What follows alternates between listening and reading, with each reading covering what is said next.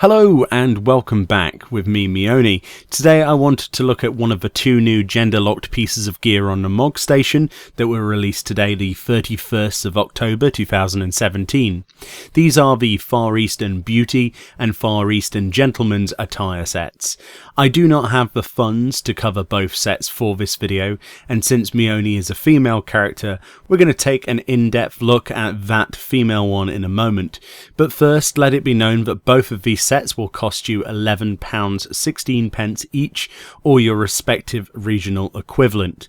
Both sets are dyeable and have a multitude of interesting individual pieces that can complement a variety of glamour options for your character, as well as being a rather okay looking set. These sets are our Western released version of the same gear that was part of the Korean New Year celebration, I believe, and as a result are on our mogstation finally this year.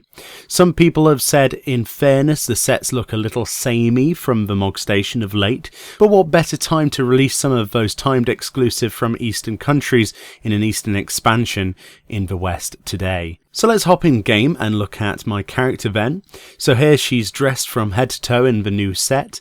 The set is comprised of a headpiece, chest, skirt and boots, making a 4-piece set. The gear itself weirdly has individual stats on them, however these are quite small. An example would be 4 mind, and all of this, including a set bonus, is only available if your character is below level 30 when you wear the full 4-piece set.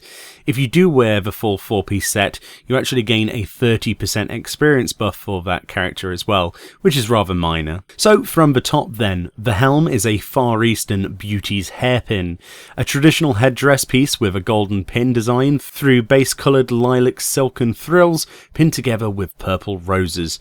I particularly like any headdress that involves dangly bits, and I have to say I particularly like these ones.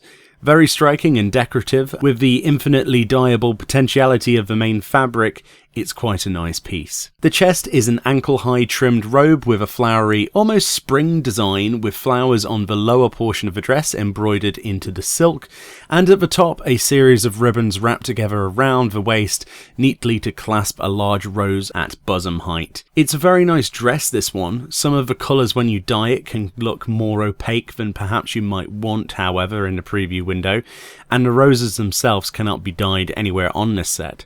Now, to see the skirt and boots, we must go a little lewd here, I'm afraid, and take off the robe. I'll be gentle, I assure you.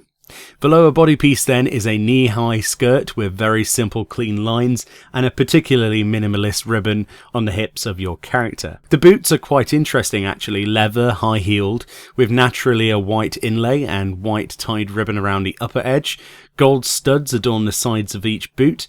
The boots look great dyed and actually offer quite a bit of variety for other glamour uses. No matter how many gear sets come out, the most interesting part for me has to be the boots, and for some reason it always seems to be the most difficult part to get right when I design a glamour. Either way, that's the Far Eastern Beauty set in all its glory. Alongside the other Eastern sets on the Mog Store, it could be ignored by some, but with the dyes and the nature of mixing and matching gear in this game, it's very likely you could make some good looking stuff with pieces from this set.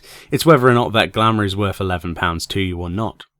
If you like this video, please consider a thumbs up. It helps me gauge my content reactions to you, the public, which I love for watching my videos and supporting me daily.